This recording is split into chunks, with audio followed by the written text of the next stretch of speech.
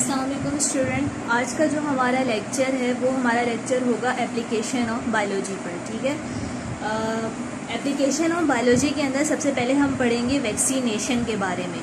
आपकी बुक में टॉपिक है इम्यूनाइजेशन बाय वैक्सीनेशन। ठीक है, इसका मतलब ये हुआ कि आपकी जो बॉडी है उसके पास क्या होता है, वैक्सीन इम्यून सिस्टम होता है। इम्यून सिस्टम हमारी बॉडी के अंदर वो सिस्टम होता है जो हमारी बॉडी के अंदर डिफेंस सिस्टम का काम करता है। फॉर एग्जांपल अगर आपकी बॉडी में कोई भी डिजीज़ आता है, उस डिजीज़ को बॉडी ने डिटेक्ट करा, डिटेक्ट करने के बाद उसके अगेंस्ट अपनी एंटीबॉडीज़ बनाई, उसका पूरा प्रोसेस हमारे पास क्या कहलाएगा, इम्यूनिटी का कहलाएगा। से आपने देखा होगा कि आपके पास डिफरेंट ब्रांड आते हैं, उनके ऊपर लिखा होता है कि आपकी इम्यूनिटी को बूस्ट करना है। ठीक है, बूस्ट करने का मतलब ही यही होता है कि वो आपका इम्यून सिस्टम स्ट्रांग कर रहे होते हैं। जितना आपका इम्यून सिस्टम स्ट्रांग होगा उतने ज़्यादा आप हेल्दी होंगे। आप अगर कोई चीज़ खाएंगे पिएंगे, उससे क्या होगा कि आपकी बॉडी पे कोई फ़र्क नहीं पड़ेगा। क्यों नहीं पड़ेगा? क्योंकि आपकी बॉडी अंदर से इतनी स्ट्रांग होगी कि बाहर से आने वाले जितने भी पैथोजन हैं, या आप कह लो बाहर से आने वाले जितने भी बैक्टीरिया हैं, उनका क्या करेगी, उसके खिलाफ डिफेंस का अपना मैकेनिज्म क्रिएट कर देगी। ठीक, ये होता कैसे है? तो पहले ये होता था कि जो भी कोई बीमारी आती थी, फॉर एग्जांपल चिकन पॉक्स हो गए और उसके अलावा मीजल्स हो गए, तो हेपेटाइटिस हो गया, तो पुराने वक्तों में लोग मर जाते थे। उनके अंदर कॉन्सेप्ट नहीं था कि वो आखिर अपनी इम्यूनिटी को कैसे स्ट्रॉन्ग करें। तो जैसे जैसे वक्त गुजरता गया, जैसे जैसे साइंस डेवलप होती गई, तो क्या हुआ कि साइंटिस्ट ने डिस्कवर करा कि हमारी जो बॉडी है, अगर उसके अंदर वैक्सीन डाल दी जाए, ठीक, वैक्सीन डालने के बाद क्या होगा कि आपकी बॉडी जो होगी कुछ अर्से के लिए या लाइफ टाइम के लिए उस डिजीज़ से बची रहेगी। ठीक, ये कैसे होगा? ये ऐसे होगा, फॉर एग्जांपल अगर आपका कोई भी इम्यून सिस्टम है, ठीक, उसके अंदर कोई बैक्टीरिया जाता है, तो आपकी बॉडी जो होगी उसके अंदर कोई ऐसे माइक्रो ऑर्गेनिज्म हो जो उस जो बैक्टीरिया है उसको डिटेक्ट कर लें और उसके खिलाफ वो अपने जितना भी डिफेंस सिस्टम होता है क्रिएट कर सकें, उस बैक्टीरिया को किल कर सकें, उस बैक्टीरिया को स्टॉप कर सकें। फॉर एग्जांपल अगर पाकिस्तान की आर्मी है, वो इतनी वेल ऑर्गेनाइज्ड कह लो, उसके पास डिफेंसिव अपना इतना अच्छा हो कि इंडिया जब भी ऊपर हमला करे तो उन्हें पता हो कि इंडिया के पास कौन कौन से वेपन है। जब हमें पता हो कि इंडिया के पास कौन कौन से वेपन है, इससे क्या होगा कि हम उनसे बेहतर वेपन बनाएंगे और ये कोशिश करेंगे कि इंडिया के वेपन जब हमारे वेपन के ऊपर अटैक करें तो हम उन पर अटैक करने से पहले ही उनके जितना भी वेपन है, जितनी भी आर्मी है, उसे तबाह कर दें। ठीक है, ये डिफेंस मैकेनिज्म होता है। बिल्कुल इसी तरह हमारी बॉडी में भी यही होता है। जैसे हमारी बॉडी के अंदर कोई भी बाहर का पार्टिकल, बाहर का ऑर्गेनिज्म आता है, तो हमारी बॉडी भी उसके खिलाफ अलर्ट हो जाती है। हमारी बॉडी में एक आर्मी होती है, उस आर्मी को हम क्या कहते हैं, इम्यून सिस्टम, और वो क्या करती है, वो अपना डिफेंस मैकेनिज्म एक्टिवेट कर देती है, जिसके नतीजे में क्या होता है कि वो अपनी एंटीजन बनाती है। सही? अच्छा, होता क्या है वैक्सीन के अंदर, सबसे पहले हमारे पास एडवर्ड जेनर है, साइंटिस्ट का नाम है। इन्होंने क्या की थी कि हमारे पास वैक्सीन का पहले कॉन्सेप्ट बिल्कुल भी नहीं था। वैक्सीन का कॉन्सेप्ट कहाँ से आया? कि वैक्सीन का कॉन्सेप्ट आया एडवर्ड जेनर से। ठीक, एडवर्ड जेनर ने वैक्सीन को इंट्रोड्यूस करा और इन्होंने कहा कि हमारे इम्यून सिस्टम जो है, अगर इसके अंदर वैक्सीन डाल दी जाए तो हमारे जितने भी बच्चे हैं वो बीमारियों से बच सकते हैं।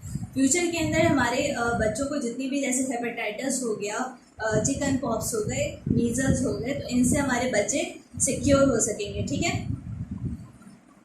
अच्छा, इम्यून सिस्टम आपको समझ में आ गया।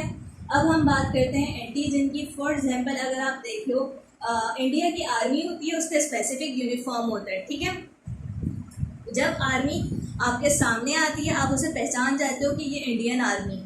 अमेरिका की आर्मी है, अगर वो आपके सामने आएगी आप समझ जाओगे कि अमेरिकन आर्मी है। ठीक है, इसी तरीके से आपकी जो बॉडी के अंदर सिस्टम है वो डिटेक्ट कर लेता है, अगर बाहर से जो भी हमारे पास नया ऑर्गेनिज्म आता है, ठीक है, वो डिटेक्ट कर लेते हैं, और जो सिस्टम, जो चीज़ हमारी बॉडी के अंदर डिटेक्ट करती है उसको हम क्या कहते हैं?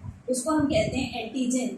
फॉरेन ऑर्गेनिज्म जो भी हमारी बॉडी में डिटेक्ट करता है उसको हम क्या कहते हैं? एंटीजन। अच्छा, सेकंड है एंटीबॉडी। एंटीबॉडी हमारे पास क्या है? एंटीबॉडी हमारे पास वो वेपन कहलाते हैं जो एंटीजन डिटेक्ट करने के नतीजे में हमारी बॉडी में बनते हैं। फॉर एग्जाम्पल, हमने डिटेक्ट तो कर लिया कि हमारे बॉर्डर पे इंडियन आर्मी आ रही है, लेकिन उस इंडियन आर्मी को देखते रहने से तो हमारा काम नहीं बनेगा ना। हम क्या करेंगे? उस आर्मी के खिलाफ अपने डिफेंस मैकेनिज्म को स्ट्रॉन्ग करेंगे। हम क्या करेंगे? हम उनके खिलाफ जंग करेंगे, ठीक है, उन्हें मारने की कोशिश करेंगे, ठीक है। तो बिल्कुल इसी तरह एंटीबॉडी क्या होती है? एंटीबॉडी भी उसको किल करने की, उसको स्टॉप करने की कोशिश करती है। किसको? जो भी हमारे पास फॉरेन ऑर्गेनिज्म आता है, ठीक है, बॉडी के अंदर। अब वो कौन सा होगा फॉरेन ऑर्गेनिज्म? वो बैक्टीरिया भी हो सकता है, वो हमारे पास वायरस भी हो सकता है, ठीक है। अच्छा, ये आपके पास समरी है कि लाइक आपकी बॉडी के अंदर वायरस है, बैक्टीरिया है, ठीक। आपकी बॉडी में डिटेक्ट किससे हुआ? एंटीजन से, ठीक। एंटीजन ने आपके पास क्या किया? डिटेक्ट करा। इम्यून सिस्टम जो था आपके पास उसने प्रोड्यूस कर दिया एंटीबॉडीज, ठीक है। एंड वो प्रोड्यूस एंटीबॉडी क्यों करेगा? इसलिए ताकि वो किल कर सके, वो स्टॉप कर सके किसको? हमारे पास जो भी हमारे पास बैक्टीरिया होगा, जो वायरस होगा, उसको हमारी बॉडी के अंदर रिएक्शन करने से, ठीक है।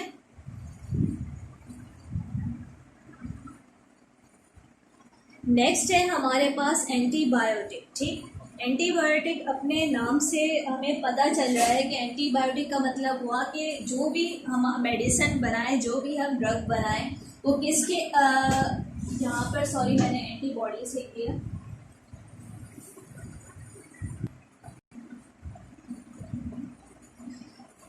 तो एंटीबायोटिक की बात करते हैं। एंटीबायोटिक अपने नाम से हमें पता चल रहा है कि किसके अगेंस्ट काम करते हैं? ये बैक्टीरिया के अगेंस्ट काम करते हैं। बैक्टीरिया के अगेंस्ट काम क्यों करते हैं? क्योंकि आपको पता है कि हम सब क्या है? लिविंग ऑर्गेनिज्म है, ठीक है।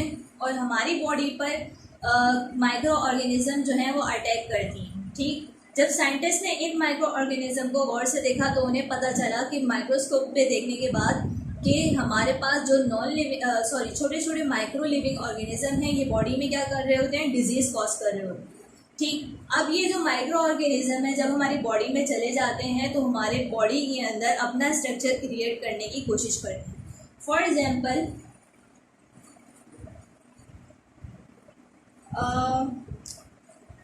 ये आपके पास एक सेल है, ये सेल की आपके पास सेल मेम्ब्रेन है, सॉरी ये आपके पास सेल वॉल है और ये सेल मेम्ब्रेन है, ठीक। अब क्या होता है कि हमारे पास जो भी बैक्टीरिया होता है वो हमारे पास किस तरीके से आता है? फॉर एग्जांपल, ये बैक्टीरिया है, ये बैक्टीरियल एंजाइम है, ठीक। ये क्या करेगा? ये करेगा कि ये हमारी बॉडी के अंदर सेल वॉल के स्ट्रक्चर पे आना, अपनी ग्रोथ करना शुरू कर देगा, जिसकी वजह से क्या होता है? जिसकी वजह से नॉर्मल जो हमारे पास सेल है उसका स्ट्रक्चर क्या होगा? वो डिस्टर्ब हो जाएगा, ठीक। वहाँ पर बैक्टीरियल ग्रोथ हो जाएगी, जिसकी वजह से क्या होगा? हमारी बॉडीज के अंदर उसके साइड इफेक्ट आना शुरू हो जाएंगे, ठीक। फिर क्या होता है? इसकी वजह से हमारी बॉडी में डिजीज कॉज हो रही है। तो साइंटिस्ट ने क्या करा? साइंटिस्ट ने जब इस स्ट्रक्चर को ऑब्जर्व करा तो उन्होंने टारगेट करा इस एंजाइम को, उस एंजाइम को जो एंजाइम हमारे अंदर बॉडी के अंदर सेल वॉल के ऊपर अपना स्ट्रक्चर क्रिएट करने की कोशिश कर रहे हैं, ठीक। अब क्या हुआ कि उन्होंने कुछ ऐसी एंटीबॉडीज बनाना स्टार्ट कर दी, उसकी वो चीज़ें जो उसके अगेंस्ट काम करें उस एंजाइम की, ताकि वो जो सेल वॉल है उसके अंदर अपना स्ट्रक्चर नहीं बना पाए। जब भी वो एंटर हो वो अपनी ग्रोथ ना कर पाए किसके अंदर? सेल के अंदर। तो क्या हो जाएगा? यहाँ पे उनकी ग्रोथ नहीं होगी, तो हमारे सेल के अंदर किसी भी बैक्टीरिया है, कोई भी एंजाइम है, उसका क्या होगा? हमारी बॉडी के अंदर कोई असर नहीं होगा, ठीक। इसी तरीके से हमारी बॉडी के अंदर राइबोसोम है, तो कुछ बैक्टीरिया होते हैं वो क्या करते हैं? हमारी राइबोसोम पर अटैक करते हैं। उनका एंजाइम जो होते हैं वो क्या करते हैं? हमारी राइबोसोम पर अटैक करते हैं। तो फिर हम ऐसी एंटीबायोटिक बनाते हैं जिसके नतीजे में हमारा जो राइबोसोम है वो बैक्टीरिया की वजह से डिस्टर्ब नहीं होता। तो कुछ हमारे पास ऐसे बायोटिक हैं। एंटीबायोटिक वो हमारे पास कुछ बैक्टीरिया जो कॉज कर रहे होते हैं, हमारा जो सेल है उसके अंदर न्यूक्लियस भी होता है, न्यूक्लियस के अंदर हमारे पास राइबोसोम भी होता है, और कुछ हमारे पास सेल होते हैं उनके अंदर प्रोटीन होता है, ठीक है। राइबोसोम के अंदर प्रोटीन भी आपने देखा होगा, वो भी होता है। तो कुछ बैक्टीरिया उन प्रोटीन पर इफेक्ट कर रहे होते हैं, तो हमारी एंटीबायोटिक इस अंदाज में बनती हैं कि वो उस प्रोटीन का जो स्ट्रक्चर है उसको मेंटेन करे रखें और कोई भी बैक्टीरिया जो है अपनी ग्रोथ उसके अंदर ना कर पाए, ठीक। तो बेसिकली एंटीबायोटिक जो है हमारे पास फर्स्ट कौन सी बनी थी, पेनिसिलिन बनी थी। पेनिसिलिन जो थी हमारे पास नेचुरल एंटीबायोटिक भी कहलाती है, क्योंकि ये हम नेचुरली किससे ले रहे थे, फंगस से ले रहे थे। किस फंगस से ले रहे थे, पेनिसिलियम, यहाँ पर मैंने लिखा हुआ है, आप देख लो, पेनिसिलियम नोटेटम, ठीक है। ये आपके पास एमसीक्यूज में भी आता है, तो अब ये देख लेना कि हमारे पास फर्स्ट एंटीबायोटिक कौन सी थी, पेनिसिलिन थी, वो फंगस से ली गई थी और इसका नाम क्या है, पेनिसिलियम न्यूटेटम, ठीक।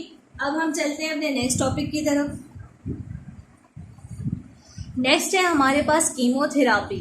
कीमोथेरेपी हमारे पास कब यूज़ होती है, हमारे पास जो डिजीज़ेज होते हैं, लाइक हमारे पास कैंसर हो गया, ट्यूमर हो गया, ये डिजीज़ ऐसे होते हैं जो हमारे पास क्योर नहीं हो पा रहे होते। क्यों नहीं क्योर हो पा रहे होते, क्योंकि हमारे पास कैंसर के अंदर आपको पता है एबनॉर्मल ग्रोथ हो रही होती है, ठीक। एबनॉर्मल ग्रोथ हो रही होती है सेल की, तो सेल जो होते हैं उनको अगर आप एक सेल के ऊपर आपको एक एक सेल के ऊपर टारगेट करना होता है, ठीक। जैसे अगर आप किसी को मेडिसिन देते हो तो मेडिसिन में क्या होता है, वो मेडिसिन पहले आपके ओसोफेगस में जाएगी, ओसोफेगस से आपके स्टमक में जाएगी, स्टमक से आपके इंटेस्टाइन के अंदर जाएगी, फिर एब्जॉर्ब होगी, तो काफ़ी लेंदी टाइम जाएगा। उसके अंदर आपकी जो ड्रग होगी, आधी ड्रग जो होगी आपकी बॉडी के अंदर एब्जॉर्ब होगी, आधी ड्रग जो होगी वो आपकी बॉडी से एलिमिनेट हो जाएगी। तो हमारा कैंसर के अंदर क्या होता है, वो स्पेसिफिक बॉडी के सेल होते हैं कुछ पार्ट के, जो हमारे पास जिनकी एबनॉर्मल डिवीजन हो रही होती है, ठीक। हमें क्या करना होता है, हमें उस टारगेट को उस जो हमारे पास स्पेसिफिक एरिया होता है उसको टारगेट बनाना होता है। तो इसके लिए हम कीमोथेरापी को यूज़ करते हैं। ये भी हमारे पास एप्लीकेशन है बायोलॉजी की। इसके अंदर हम क्या करते हैं कि उस स्पेसिफिक एरिया के अंदर हम कुछ ऐसी मेडिसिन बनाते हैं जो जाती हैं बॉडी के अंदर और उसी जो एरिया है उसके ऊपर अपना इफेक्ट प्रोड्यूस कर रही होती हैं, ठीक। इसी तरीके से रेडियोथेरेपी भी हमारे पास ट्रीटमेंट आप कह सकते हो, एक एप्लीकेशन ऑफ बायोलॉजी है जिसकी मदद से हम जो हैं बहुत सारे डिजीज़ जो हैं उसको डायग्नोस भी कर रहे होते हैं। इसके अलावा हम जो डिजीज़ हैं उनकी आप ट्रीटमेंट भी कर रहे होते हो। कैसे कर रहे होते हो, जो आपके पास रेडियो इलेक्ट्रोमैग्नेटिक रेडिएशन होती है, इसके अंदर आप क्या कर रहे होते हो, उसके अंदर आप वो रेजेस डाल रहे होते हो उस स्पेसिफिक एरिया के अंदर, लाइक ट्यूमर के अंदर, लाइक कैंसर के अंदर, कि वो जो उस पार्ट के अंदर जितने भी सेल हैं उनका क्या हो जाए, उस पर वो रेज जाएं और जाकर जितने भी एबनॉर्मल सेल हैं उसकी डेथ कॉज करें, ताकि हम उसके नतीजे में हमारे के पास क्या हो, नॉर्मल सेल की ग्रोथ हो सके, जो एबनॉर्मल सेल हैं वो वहाँ पर रुक सकें, ठीक है।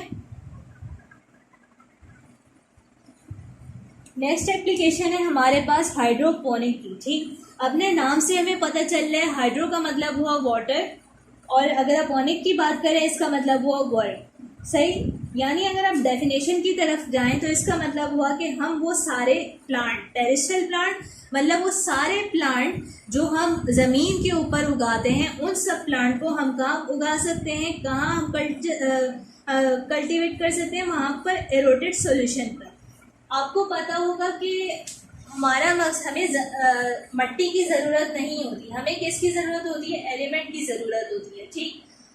एलिमेंट जो होते हैं सॉइल के अंदर कौन कौन से होते हैं, जैसे मैग्नीशियम, कैल्शियम, फॉस्फोरस, ठीक। ये नाइट्रोजन, ये सारे एलिमेंट जो होते हैं किसके लिए ज़रूरी होते हैं, प्लांट की कल्टीवेट करने के लिए, सही, प्लांट को उगाने के लिए।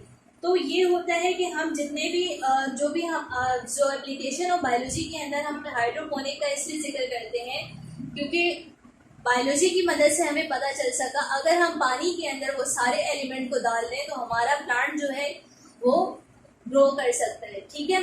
अगर आप इसके एडवांटेजेस की बात करें, इस ये जो टेक्निक है, इसका पहला एडवांटेज जो हमें मिला वो ये मिला कि हमारे पास जितने भी आपने देखा होगा खेत होते होंगे, खेत के अंदर क्या है कि इंसेक्ट जो है वो वहाँ पर हमला कर देते हैं, आप कह लो कि वहाँ पर पैदा हो जाता है कि खेत जो होता है सारे खेत को खा जाते हैं। ठीक, तो ये जो तरीका हुआ कि जिसके अंदर हम पानी के अंदर सारे प्लांट को उगा रहे हैं, इसके अंदर क्या होता है कि हमारे पास चांसेस इसके कम हो जाते हैं कि जितने भी हमारे पास सॉइल डिजीजेस हो गए या हमारे पास कोई भी इंसेक्ट हो गए उसको हमने कंट्रोल में कर लिया, ऐसे जितने भी प्रॉब्लम थे। जो दूसरा एडवांटेज हमें जो हाइड्रोपोनिक टेक्निक से मिला वो ये मिला कि हमारे पास जो एरिया था, फॉर एग्जांपल अगर आप 2 माइल्स लेते हो, 3 माइल्स लेते हो, वो आप क्या करोगे, वो 10 फीट के ऊपर भी उतने जो प्लांट है उनको रिप्रोड्यूस कर सकते हो। ठीक है। थर्ड हमारे पास क्या बेनिफिट इसका आया, ये आया कि हमारे पास जैसे सहराई इलाके, वो इलाके जहाँ पर हमारे पास खाद अगर आप डाल भी दो तो आप पानी कहाँ से दोगे उसको। ठीक है। अगर आप सॉइल की बात करें तो सॉइल के अंदर भी हमारे पास जितने भी एलिमेंट होते हैं उनको पानी ना मिले वो क्या हो जाएंगे, वो अपनी एक्टिविटी शो करना ख़त्म कर देंगे। ठीक है। और ये सारे हमारे पास वैसे ही नॉन लिविंग होते हैं। नॉन लिविंग जो होते हैं उनको सर्वाइव करने के लिए भी मतलब कुछ चीज़ें चाहिए होती हैं जिसकी वजह से वो लिविंग ऑर्गेनिज्म को ग्रो कर पाएंगे। ठीक है। तो वो जो होंगे सहराई इलाकों के अंदर पॉसिबल नहीं होता। तो ऐसे जो सहराई इलाके हैं जैसे डेजर्ट वाले एरियाज हैं उसके अंदर हम क्या करते हैं, एक एरिया लेते हैं, उस एरिया के अंदर हम पानी डालते हैं, पानी डालकर हम हाइड्रोपोनिक की टेक्निक के जरिए अपना जितना भी फूड होगा उसको जितना भी हमें ज़रूरत होगी, जितना भी हमें होगा उसको हम वहाँ पर ग्रो कर लेंगे। ठीक है। अच्छा, इसके अलावा हमारे पास जितने भी प्लांट हैं उसके अंदर कौन कौन सा मिनरल हैं जो एसेंशियल हैं। ठीक है। वैसे तो हमारी बॉडी के अंदर बहुत सारे मिनरल हैं, लेकिन कौन कौन से मिनरल एसेंशियल होते हैं किसी प्लांट की ग्रो करने के लिए, आपकी बॉडी के लिए, ये हमें किस तरीके से पता चला, हमें हाइड्रोपोनिक के नतीजे में पता चला। ठीक है। ये बहुत इंपॉर्टेंट हमारे पास एप्लीकेशन है जो कि आपके एग्जाम्स में आती है, तो इसको बहुत अच्छे से याद करिएगा। ठीक है। नेक्स्ट एप्लीकेशन की तरफ जाते हैं जो कि है क्लोनिंग। अच्छा, क्लोनिंग के अंदर ये होता है कि हम क्या कर लेते हैं कि डुप्लीकेट कॉपीज बना देते हैं किसकी, जेनेटिक मटेरियल की। सही, या तो वो एक सेल की बनेगी या वो पूरे सेल की बनेगी, यानी जितने भी हमारे पास एक यूनिसेलुलर ऑर्गेनिज्म है उसकी भी बन सकती है, या हम पूरे मल्टी सेलुलर ऑर्गेनिज्म की भी बना सकते हैं। ठीक है। अगर हम बात करें क्लोनिंग हमारे पास कहाँ कहाँ होती है, तो क्लोनिंग हमारे पास एनिमल के अंदर भी हुई है, क्लोनिंग हमारे पास प्लांट के अंदर भी हुई है। ठीक है। क्लोनिंग जो होती है बेसिकली हमारे पास 2 तरह की होती है। एक हमारे पास वो होती है जो कहलाती है नेचुरल क्लोनिंग, और दूसरी जो होती है वो हमारे पास कहलाती है आर्टिफिशियल क्लोनिंग। ठीक है। ये देखिए, ये नेचुरल क्लोनिंग है और ये आर्टिफिशियल क्लोनिंग है। अब बात करते हैं कि हमारे पास नेचुरल क्लोनिंग कौन सी कैसी होती है और आर्टिफिशियल कैसी होती हैं। नेचुरल जो होती हैं इसके अंदर क्या होता है, फॉर एग्जांपल आपके पास आ जाते हैं आइडेंटिकल ट्विन। अब क्वेश्चन अराइज होता है कि आइडेंटिकल ट्विन होते क्या हैं। तो सो बेसिकली आइडेंटिकल ट्विन, आप यहाँ देख सकते हो कि आइडेंटिकल ट्विन के अंदर होता क्या है। बेसिकली हम सबको पता है एक स्पर्म होता है और एक ओवम होता है, वो दोनों आपस में मिलते हैं। ठीक है। ओवम को हम क्या कहते हैं, एग भी कहते हैं। ठीक है। तो होता है ऐसे कि स्पर्म और एग जो है आपस में फ्यूज होते हैं और जाइगोट बना देते हैं। ठीक, जाइगोट जो होता है वो क्या करता है, आपका बेबी बेबी जो होता है। ठीक है। अगर जाइगोट से आपका बेबी प्रोड्यूस होता है। ठीक है।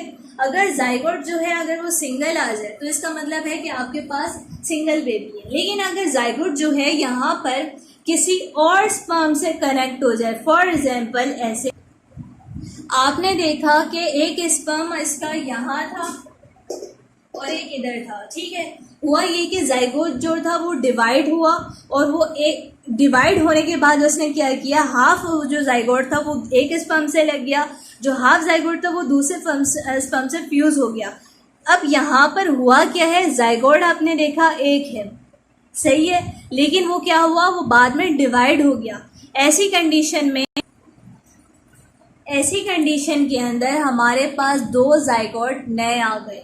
ये जाइगोट क्योंकि एक ही जाइगोट से डिवाइड हुए थे तो क्या हो गया, हम इसको क्या कहेंगे, हम इसको कहेंगे आइडेंटिकल ट्विन। यानी हमारे पास जो था एग सेल जो था और स्पर्म जो था वो जब फ्यूज हुए तो आपस में उन्होंने जाइगोट बना दिया। जो जाइगोट बना वो आप उसने किसी और स्पर्म के साथ अटैचमेंट कर ली, खुद को ब्रेक डाउन कर लिया।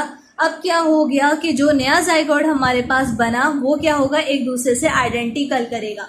इसी तरीके से ट्रिपलेट में भी होता है। ट्रिपलेट में भी ये होता है कि जो आपका एग है वो 3 बार टूट जाता है। जब वो 3 बार टूटता है तो वो 3 नए स्पर्म से अटैच हो जाता है और वो 3 नए आपके पास आ जाते हैं जाइगोट। ठीक है, और सबकी जो फेसेस होते हैं आप देख रहे होंगे कि बिल्कुल सेम होते हैं। कुछ जो होते हैं हमारे पास जुड़वा तो होते हैं लेकिन उनके जो फेसेस हैं वो आपस में डिफरेंट होते हैं। उनके डिफरेंट कैसे होते हैं, उनके डिफरेंट इस तरीके से होते हैं।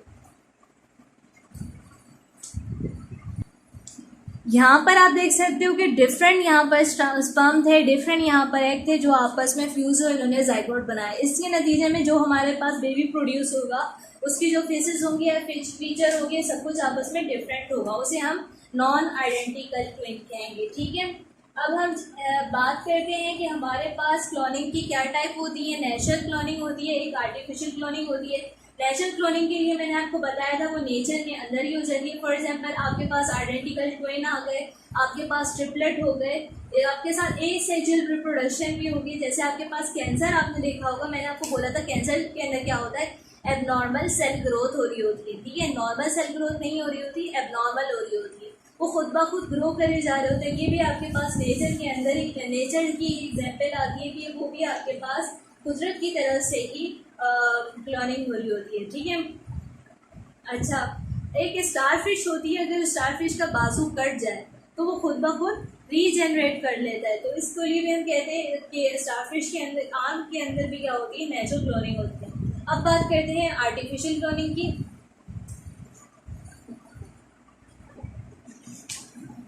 आर्टिफिशियल के अंदर बेसिकली हुआ ये था कि 1997 के अंदर साइंटिस्ट ने एक शीप बनाई थी, एक बकरा का जो बच्चा था वो रिप्रोड्यूस किया था। उसके अंदर ये हुआ था कि उन्होंने जो अपनी लेबॉर्ट्री थी उसके अंदर सेल ले लिया था। किसका सेल ले लिया था, किसी भी शीप का ले लिया था। अब वो जो सेल था वो उसके अंदर आपको पता है क्रोमोसोम्स होते हैं, आप 9th क्लास में पढ़कर आए होंगे।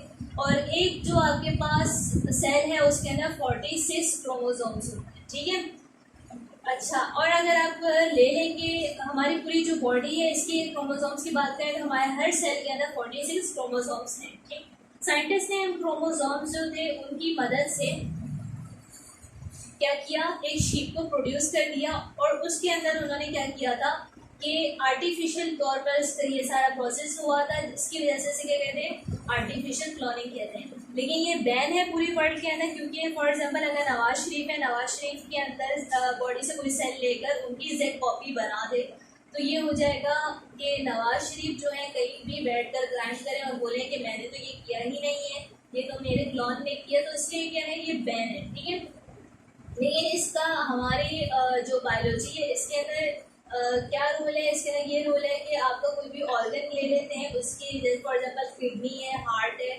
आपको कोई भी है, ठीक है, इसकी ग्रोथ कर लेते हैं। जैसे आपको डोनर चाहिए होता है किडनी का, जिससे फेलियर हो जाता है तो किडनी वो मांग लेते हैं। आपने देखा हो किडनी बेची जा रही होती है, तो इसलिए हमें क्या होता है, डोनर की ज़रूरत नहीं पड़ती, हम खुद ही किडनी प्रोड्यूस कर लेते हैं। ठीक, इसके अलावा हमें इंसुलिन है, जितने भी ग्रोथ हार्मोन है, इंटरफेरॉन है, ये हमारे पास कैसे बन रहे होते हैं, ये हमारे पास पहले तो हम लोग ले रहे होते थे किसी भी ह्यूमन बीइंग से, लेकिन अब क्या हो रहा है, ये क्लोनिंग के जरिए हमारे पास प्रोड्यूस हो रहे हैं। इसी तरीके से एग्रीकल्चर के अंदर भी हमारे पास क्लोनिंग का बहुत बड़ा रोल है। अच्छा, तो मैं आपको बता रही थी कि डॉली शीप जो है साइंटिस्ट ने प्रोड्यूस की थी, कैसे प्रोड्यूस की थी ये अभी मैं आपको एक्सप्लेन करूँ।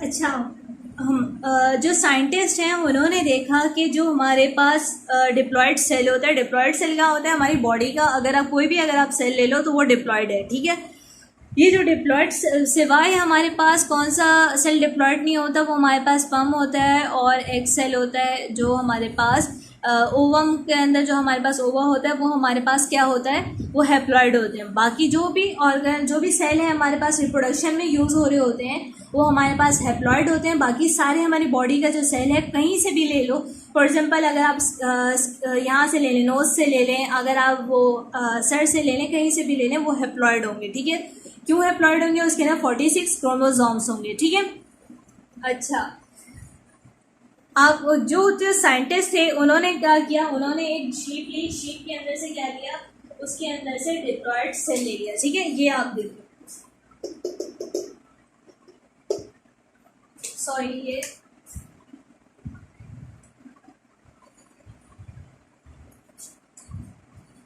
डिप्लॉयड सेल ले लिया। अच्छा, फिर क्या हुआ, उन्होंने देखा कि हमारे जो डिप्लॉयड सेल है उसके अंदर जो साइटोप्लाज्म है, जो साइटोप्लाज्म है उसके अंदर क्या है, प्रॉपर्टीज़ हैं।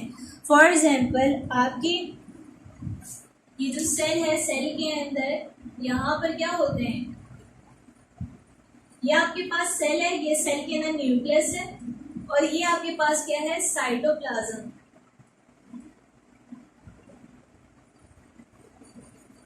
ये मार्कर मेरा अभी चल नहीं रहा, इंशाल्लाह नेक्स्ट क्लास में मैं इसका कुछ करती हूँ।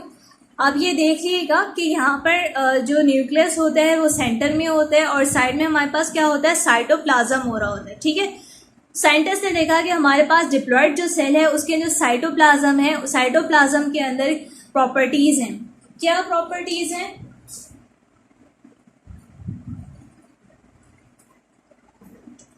वो प्रॉपर्टीज़ हैं जो हमारे पास सेल को रिप्रोड्यूस करने में काम आ सकती है या क्लोन करने के अंदर।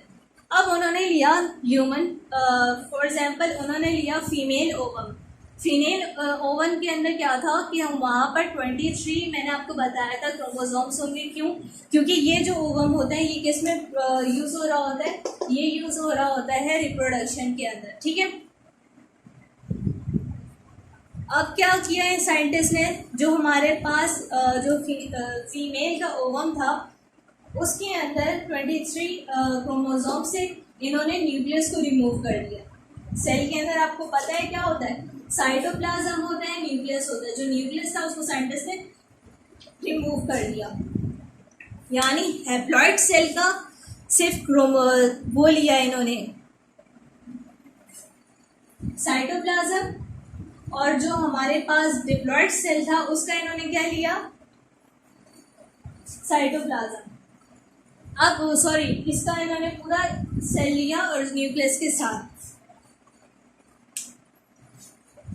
अब क्या हुआ, इन्होंने क्या किया, जो हमारे पास इसका साइटोप्लाज्म था इसके अंदर जो हमारे पास फीमेल ओवम का साइटोप्लाज्म था उसको पुट कर दिया। जब इन्होंने यहाँ पर इसको पुट कर दिया तो फिर इसके अंदर हमारे पास न्यू सेल बन गया, और ये जो सेल था ये एग्जैक्ट कॉपी था। किसका एग्जैक्ट कॉपी था, ये हमारे पास उस सेल का एग्जैक्ट कॉपी था जिसका हमने बॉडी से लिया था। फॉर एग्जाम्पल हमने किसी की बॉडी से भी कोई भी डिप्लॉयड सेल ले लिया, उस डिप्लॉयड सेल को हमने क्या किया, उस सेल के अंदर जो भी उसका साइटोप्लाज्म था उसको हमने रिमूव कर दिया और उसका न्यूक्लियस ले लिया।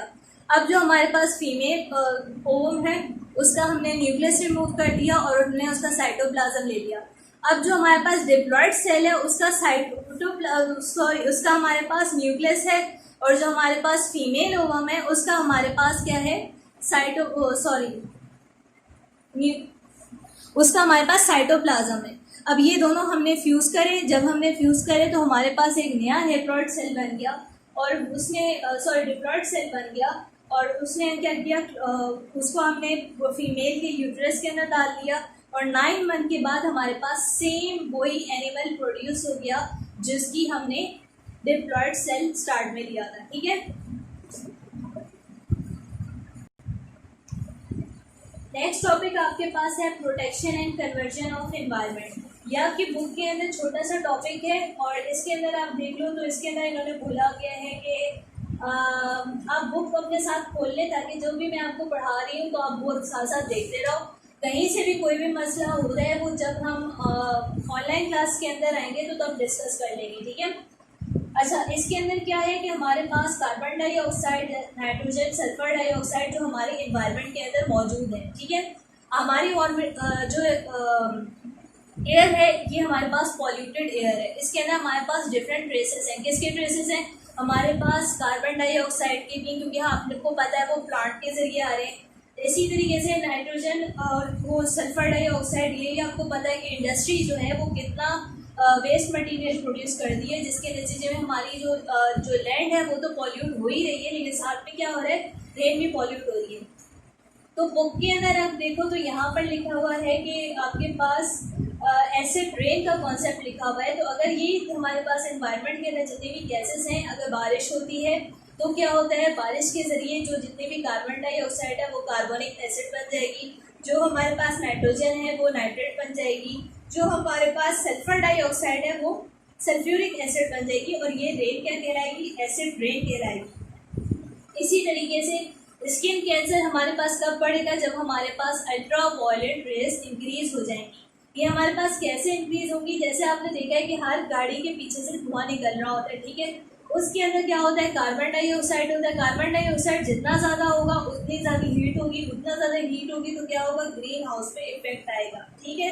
आपकी ओजोन लेयर जो है वो डैमेज हो जाएगी, अल्ट्रा वायलेट रेज इंक्रीज हो जाएगी, अल्ट्रा वायलेट रेज डायरेक्ट आपकी बॉडी पर पहुंचेगी, फिर क्या होगा, आपको स्किन कैंसर के चांसेस हो सकते हैं, ठीक। इसके अलावा इसके अंदर लिखा हुआ है डिफॉरेस्टेशन जो है वो फ्लड का बायस बनते हैं। आपकी जो देखा है फॉरेस्ट के अंदर जितने भी हमारे पास प्लांट होते हैं वो क्या करते हैं, एब्जॉर्ब कर लेते हैं। क्या करते हैं, पानी जो है वो एब्जॉर्ब कर रहे होते हैं, फूड बना रहे होते हैं अपना, ठीक। तो ये क्या चल रही होती है, एक चेन, सप्लाई चेन चल रही होती है। कुछ हमारे पास जितने भी टेरेस्ट्रियल एनिमल हैं वो उन फूड को खाते हैं, प्लांट को, और वो सर्वाइव कर रहे हैं। तो हम क्या कर रहे हैं, हम उस फॉरेस्ट को कट कर रहे हैं। उससे क्यों कर रहे हैं, हमें लकड़ियाँ चाहिए होती हैं, ठीक है, हमें एरिया चाहिए, क्योंकि ज़्यादातर लोग जो हैं कहाँ पर आ रहे हैं, शहरों की तरफ आ रहे हैं। तो इससे क्या हो रहा है, सैलाब ज़्यादा से ज़्यादा आ रहे हैं। आए दिन आप देखें तो सैलाब आ रहे होते हैं, ठीक। तो हम क्या करेंगे, बायोलॉजिकल कंट्रोल करेंगे। कैसे कंट्रोल करेंगे कि हम कुछ ऐसे प्रेडेटर जो हैं उनको मैनेज करें, जो क्या करें, वो उस जो हमारे पास होस्ट है उसको ख़त्म भी कर दें। वो सारे हमारे पास जितने भी जैसे हमारे पास फॉर एग्जांपल आपको पता है एक मलेरिया है। मलेरिया कहाँ से बनता है, गंदे नालों से, सॉरी मीठे पानी से बन रहा होता है, गंदे नालों में भी हो रहा होता है। लेकिन अगर हम ये जो स्मॉल फिशेस हैं इनको अगर हम पोर्ट के अंदर छोड़ दें, फिर क्या हो जाएगा कि ये क्या कर लेंगे, लार्वा जो होते हैं मॉस्किटो की वो खाने लग जाएंगे, जिसकी वजह से क्या हो जाएगा, हमारा जो मलेरिया के चांसेस है वो ख़त्म हो जाएंगे। तो बायोलॉजिकल कंट्रोल हमारे पास क्या हुआ कि हम कुछ ऐसे प्रेडेटर की हेल्प ले लें जो हमारे जितने भी दुश्मन कह लें, जो हमारे पास जो भी हमारी लाइफ स्टाइल को ख़राब कर रहे हैं उनको खा भी लें, और हमारे जो इन्वायरमेंट है